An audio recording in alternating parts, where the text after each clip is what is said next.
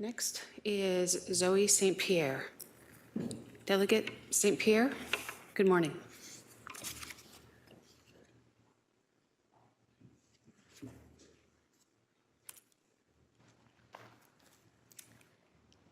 Good morning, Public Health Committee, Madam Chair. If I could ask you to speak right into... Sorry. And you can move it. Okay, is this better? Yes, thank you. Okay, thanks. So good morning, everyone. My name is Zoé St Pierre. I'm a student at law with the Canadian Environmental Law Association, also known as CELA. CELA is a specialty legal aid clinic dedicated to environmental equity, justice, and health. And I'm here today to talk about the City of Hamilton's Community Heat Response Plan. We want to acknowledge the importance of extreme heat being recognized by the city, and for this, we commend you all.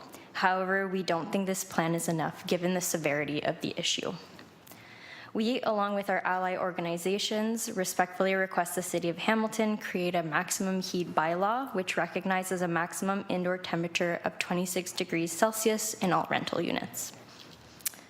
Extreme heat is a public health emergency.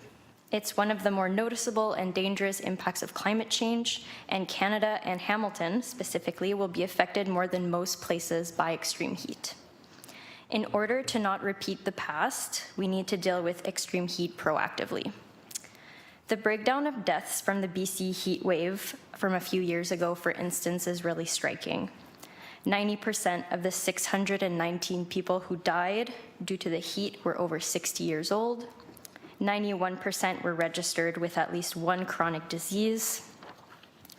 Deaths were higher among those living in socially or materially deprived neighborhoods, and 98% of heat-related deaths occurred indoors. Most of those 619 people who died were in homes without adequate cooling. Similar findings were also reported after the 2018 Quebec heat wave that claimed almost 100 lives. Public cooling centers don't serve the elderly, people with mobility issues, people with disabilities, people with respiratory problems, and families with young children adequately. Giving out water and ice to drink and opening public pools free of charge, although beneficial, is not enough. The majority of people that died during these extreme heat events died in their homes, so we need a solution that's also in people's homes. Hamilton can be a champion in advocating and protecting its residents from extreme heat. The Intact Center on Climate Adaptation recently released a report indicating that Hamilton faces the second highest risk of extreme heat in all of Ontario. According to the 2021 census, there's about 76,000 renter households in Hamilton, and over 250,000 people are 60 years or older. So these are the people we need to protect. And as you know, Hamilton has an already robust climate adaptation plan. Throughout the plan, actions are already being undertaken by the city, and new ones are also proposed relating to extreme heat. Namely, Action 1.2 explains the creation of guidelines and incentives to improve the resilience of landlords to extreme heat. Action 3.1 aims to develop and implement a response program for vulnerable populations to protect residents from extreme heat. And Action 3.3 aims to coordinate local efforts to address excessive indoor temperatures in rental housing specifically. A maximum heat bylaw would be a great result coming from these actions. We have prepared a model bylaw, and you should receive it once you receive our package. The language would be very similar to the wording of the Provincial Residential Tenancies Act as it relates to minimum temperatures. That was the draft language that we used when we prepared this bylaw, and it would apply to all habitable spaces. It would require every residential unit to be equipped with cooling equipment and able to maintain a maximum indoor temperature of 26 degrees Celsius. And it would be the landlord's responsibility to buy, properly install, and maintain the cooling equipment. So once again, we want to commend the city in taking an important first step and acknowledging that extreme heat is an important and dangerous threat to the residents of Hamilton, but it needs to go further. We believe a maximum heat bylaw would protect the most vulnerable more adequately. Thank you. Thank you for your delegation. Councillor Clark, please. Thank you, Deputy Mayor. I'd like to ask our delegate if she could explain her role with CELA and perhaps what is CELA a little bit further than that. Thank you. Yes, CELA, Canadian Environmental Law Association, is a specialty legal aid clinic funded by Legal Aid Ontario. I am the articling student. It is a specialty legal aid clinic that focuses on environmental equity, environmental justice, and health. And we have a province-wide mandate. Thank you. Thank you for that. And I think it's important that we understand what your role is with CELA and what CELA is. Can I ask a secondary question, if I may? We are not, unlike many municipalities, some staff have argued with me in the past that this is more of a provincial matter, not a municipal matter, that we don't have the ways and means to actually do what we're being asked to do. Can you speak to that, Yes. please? Yes. Delegate. So the Municipal Act gives broad powers to municipalities. It gives them the power to enact bylaws on a variety of issues, including the local health of its citizens, the safety and protection of their residents and property. They can enact bylaws relating to the environment, and many more. I believe it's Section 10.2 of the Municipal Act. Thank you, and that helps clarify a few more issues. When I'm looking at this issue, and I may be looking at it too simply, the city provides supports to residents when they don't have heat. We require that landlords and provide heat. Is this a similar bylaw that you're asking us to create now? Delegate St. Pierre. Yes, it would be very similar. Once again, we see this as two sides of the same issue. So Hamilton already has a bylaw, and many municipalities have a bylaw requiring a minimum heat, and that's recognized in the Residential Tenancies Act. So like I mentioned, the model bylaw that CELA has drafted does pull language from there, as well as the regulations under the RTA, so it would be very similar to that.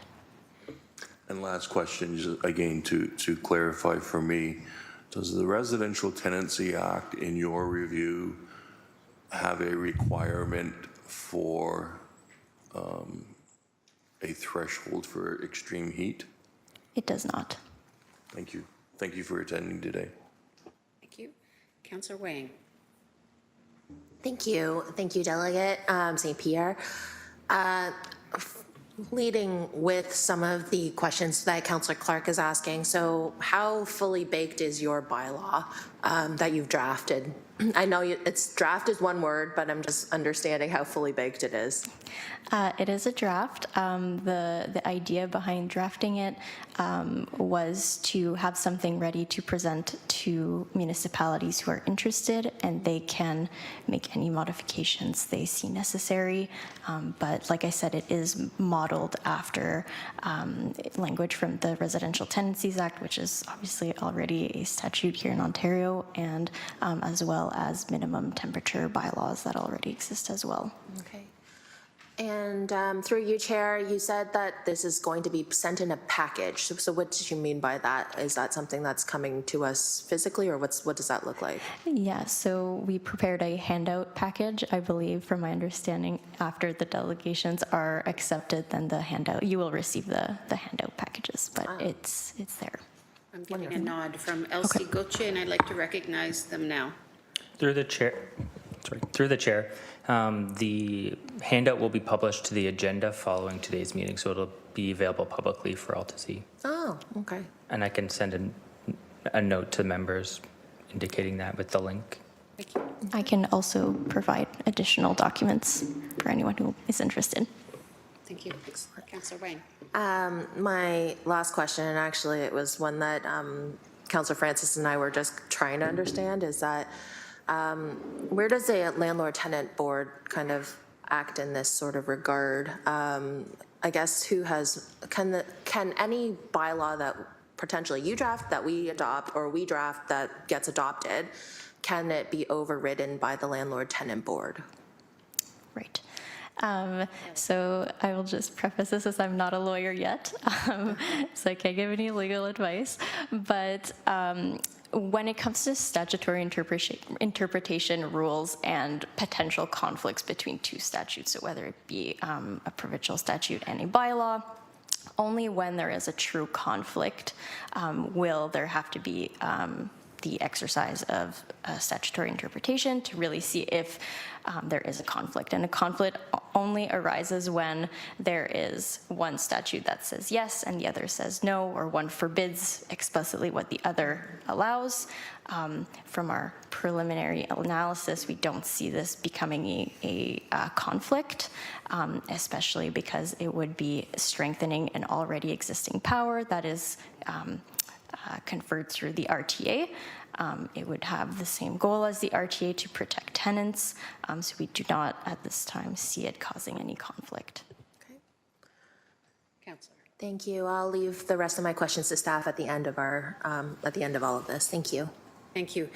I have Councillor Taddison, followed by Councillor Alex Wilson, then Councillor Pauls. Councillor Taddison, please.